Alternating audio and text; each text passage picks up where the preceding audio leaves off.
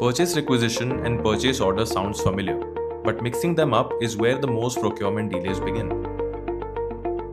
It all starts when a team realizes something is needed: raw material, spare parts, or services to keep work moving.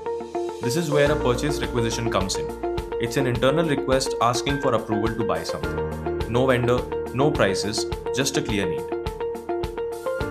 Once approved, the request moves forward. Until then, nothing is ordered and nothing leaves the budget. After approval, a purchase order is created. This is the official document sent to the supplier confirming quantity, price, and delivery terms. So here's the difference. A purchase requisition asks for permission. A purchase order places the order. When the flow is clear, approvals are faster, spending stays controlled, and procurement runs without chaos. Robe's ERP keeps requisitions, approvals, and purchase orders connected in one smooth process.